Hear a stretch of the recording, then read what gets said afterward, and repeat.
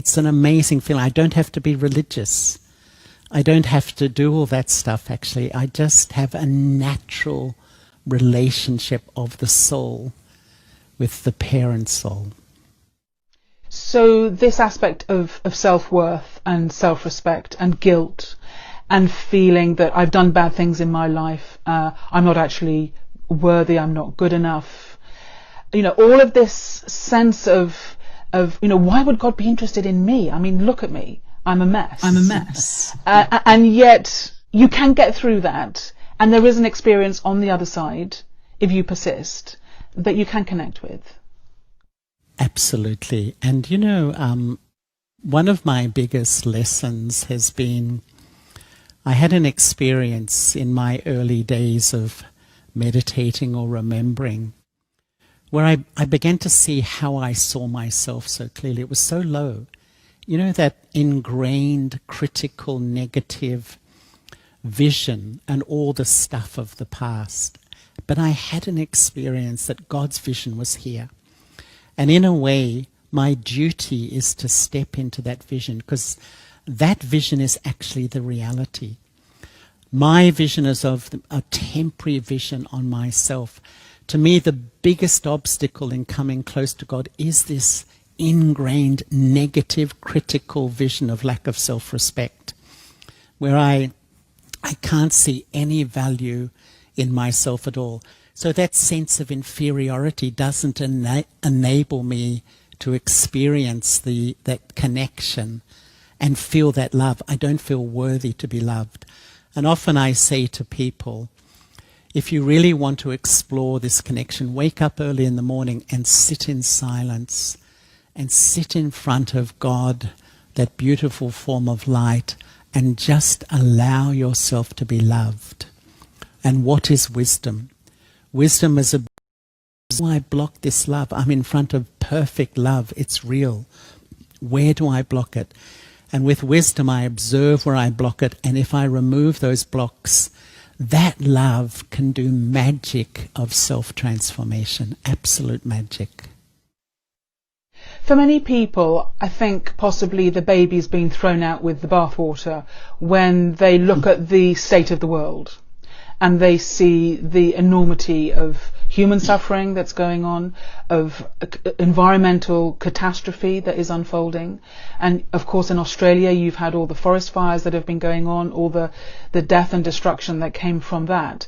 And there is this question that comes up in people's minds of, how can there be a loving, protecting, guiding principle behind the universe when all of these things happen? I'm wondering what the balance is between the consequence of our own actions as individuals and whether God is actually allowing all of this suffering. How do you square that? I think it's such a big question in so many people's minds. But, what I feel is that when we look at what is happening around the world at the moment, I don't think it's God's, responsibility. It's not that God is really performing. These are the results of our actions.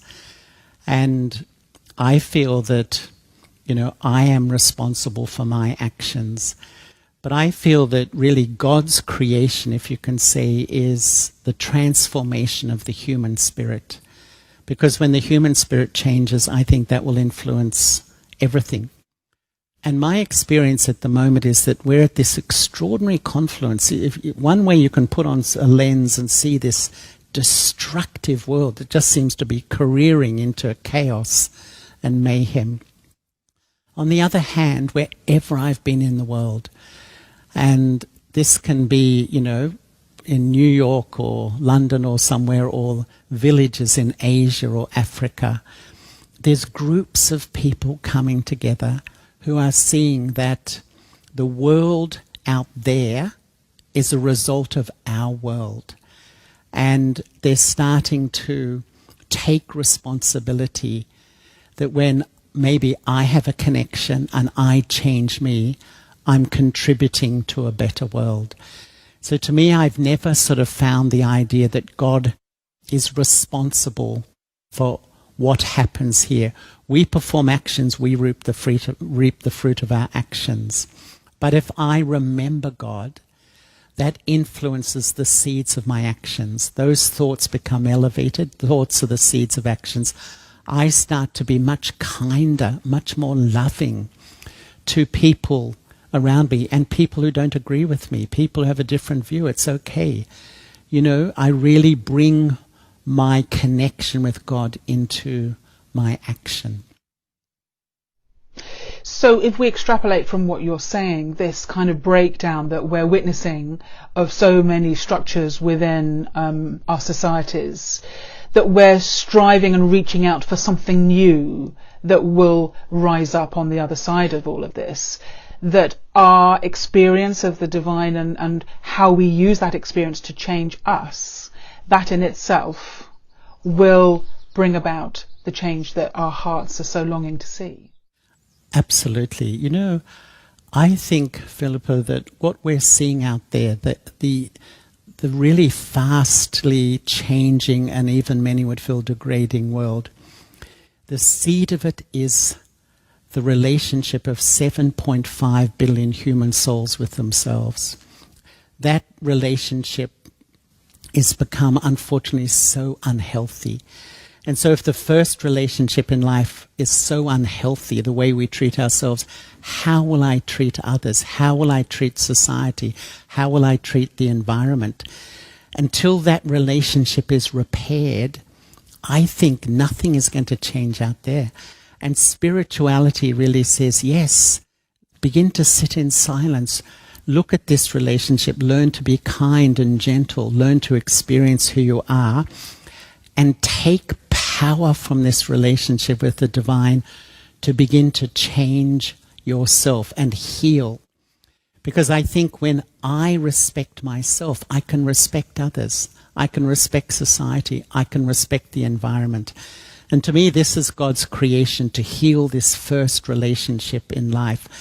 And I think so many people I meet really have come to that conclusion that the mayhem out there is just a reflection of the mayhem inside the human mind, the collective human mind of 7.5 billion souls at the moment. Sometimes I call it the thought soup. You know, we live in this thought soup. Just imagine 7.5 billion souls pumping out thoughts. And I really feel for everybody because the big question now, what's going to happen? So much anxiety. And we're absorbing this thought soup. We're all absorbing it, and it's just making us all feel so uneasy. And if I can actually step out of it and start to remember God, remember the divine, that's all I have to do. Remember this light and feel that connection and download, live stream that sweet energy into me. It's like my light bulb starts to come, and then I touch another and you touch another and we start to touch each other and light starts to come back. And I feel as much as we can see the world going in that direction, at the same time it seems a lot of light is emerging as well. You know, so many people, even in the last month, I found so many people really questioning and starting to explore more deeply what is happening inside of me, what do I need to do, and even open to the idea of a relationship with God. So I wonder if that is possibly a silver lining to this whole experience, that there is a correlation between feeling some pain, some discomfort, some suffering even, that we almost have to hit the bottom of the barrel and reach a place where we're desperate enough to look outside of ourselves and be open to reaching out to something. And I'm wondering if that could be a message for someone who's listening to this, who really feels like they are in a very dark place, that they have possibly lost their job, they've possibly lost loved ones, that somehow from this experience of loss and desperation, that can be a springboard. It's almost like a road bump that jolts you out of your everyday life, and you can use that experience to question and go more deeply than you might ever have done otherwise. You know, I think you expressed that so beautifully because, you know, we're funny, we're creatures of,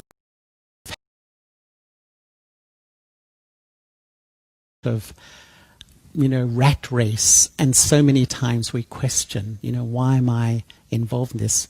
I want peace, I want silence. But now we're having the peace and silence. I think it's a bit scary in some ways because the busyness, the distractions has a purpose. It stops me from looking deep. Who am I really? And what is really important in life? And it is a bit scary. It is a bit uncomfortable. But if I have the courage to sit with that question, I think, you know, if you explore your permanent self, the soul, and just open, you know, a relationship with God might not be my thing, but why not explore and see whether this might be a lifeline that out of this whole sort of drama happening in the world at the moment, the time of lockdown, I may explore a whole new way of seeing myself and a whole new lens on what is really important in life. So I think you put it beautifully. There's a silver lining in what is happening spiritually. But what is so interesting is that up until this point, it's been individuals who have been going through their individual grieving process or journey of loss, whether it be through, you know, illness or bereavement or some personal loss. But what's happening at the moment is that it's a global phenomenon. It's happening in countries right around the world. And I wonder what you feel the consequence of this global experience might be going into the future. You know, it's very hard to say, but I'm sure the world will be a different place. But I do feel so many people are really asking that big question, what is really important? And maybe to go in this silent time, this time of quiet, to go back to the basics. You know, what is the purpose of life? And to me, you know, to know who I am and to really build loving relationships with others and the divine. This is really what a quality of life is. And often we get so sidetracked with limited desires and so on. So I think there's a lot of benefit coming out of this scenario. How it will emerge into the future, it's anyone's guess at the moment. But my sense is it's going to become more and more unstable, our world. And so it's more and more important for us to develop some practice, to develop some sort of inner stability. And to me, inner stability is to know my permanent self and to know the divine. And when those two pieces of the jigsaw are there, they're solid. In my view, they're solid. And so as the world shakes, you can remain stable, and your stability will support so many people. Your stability just by being who you are. You don't even have to say anything.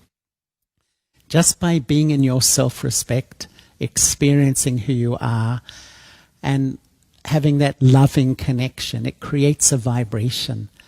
And I feel that if, you know, we can play that part into the future, I think it's a beautiful, beautiful part to play in life. Well, that feels to me like the perfect point to just take a pause and actually go into an experience of what it is that you're talking about here, this idea of there being something in this world of change that is unchanging, that is eternal, that we can, in a sense, hang our hat on it and know that it will be there. So, Charlie, if you could just lead us into a few moments of meditation just to round off our conversation for today, that would be really perfect. Thank you. So I'd really love to thank you, Philippa. It's been so lovely talking to you, me sitting at night time in Sydney and you in the morning in London.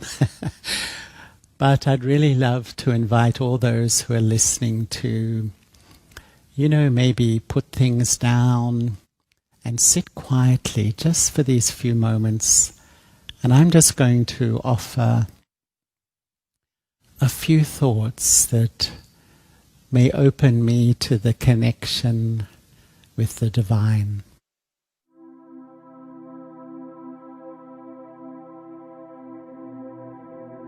Let me sit quietly. And in this silence, visualize your permanent self, the soul, a tiny spark of life energy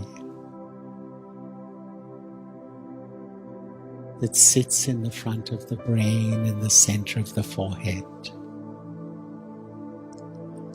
Just very gently feel yourself withdrawing,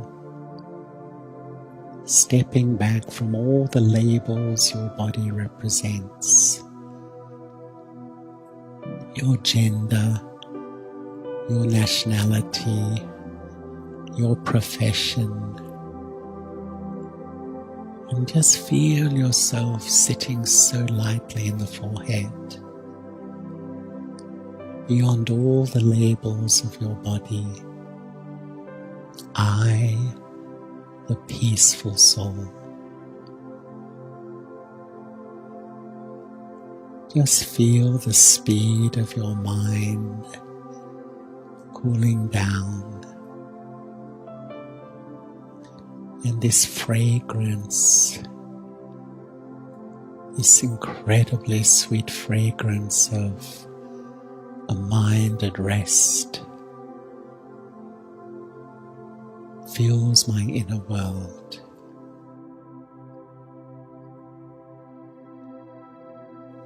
And in this soul-conscious state,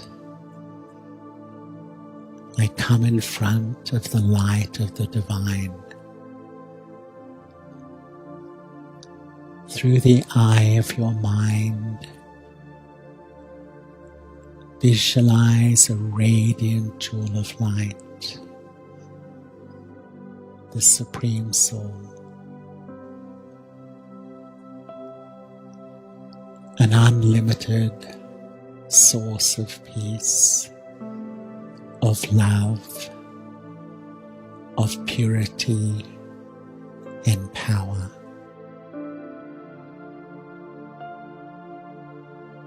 Just focus naturally towards this beautiful light.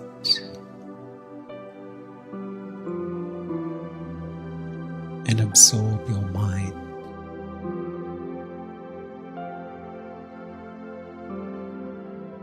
And allow yourself to be completely loved. Just feel this divine love emanating, radiating, and feel it entering the core of your being.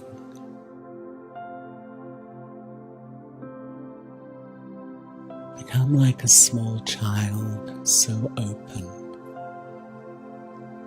Feel this love healing me, caressing me.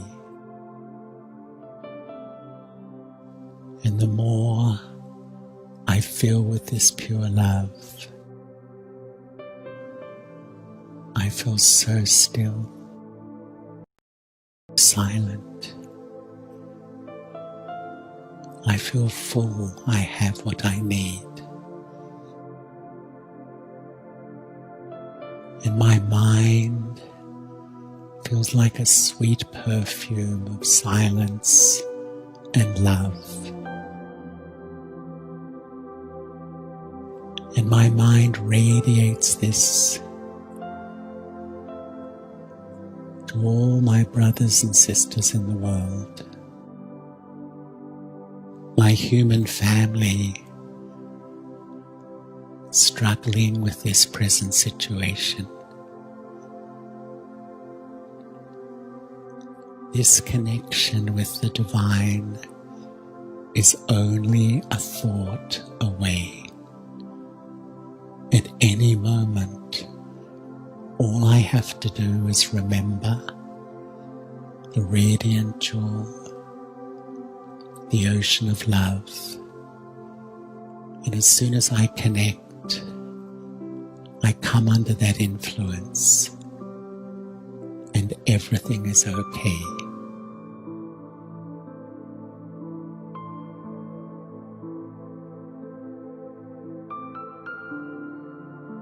If each morning I wake, I sit quietly, I reconnect with my true self, and then connect with the divine. Just watch how your life changes.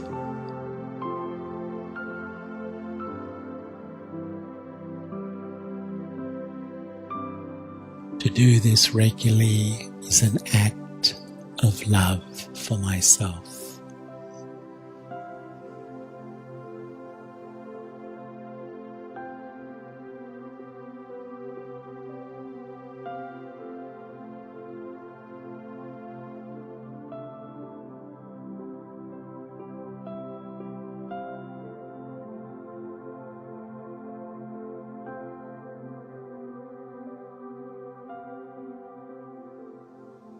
Thank you.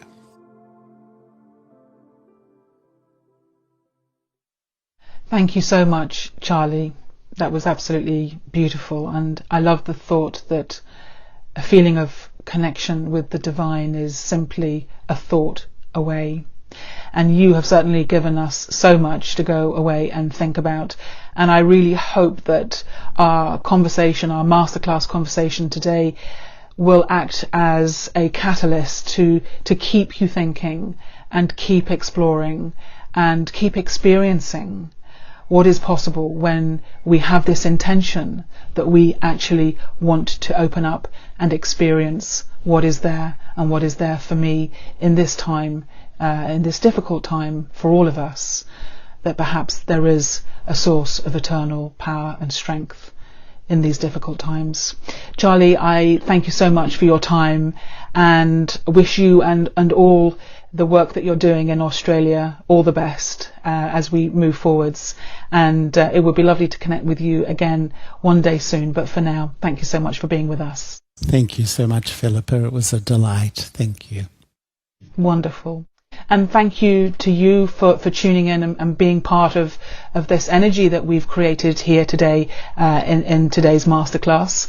I really hope you've enjoyed it and that you'll join us again tomorrow as we take another deep dive into another one of our masterclasses in new consciousness. Until then, take care, look after yourself, keep safe, Om Shanti, and goodbye.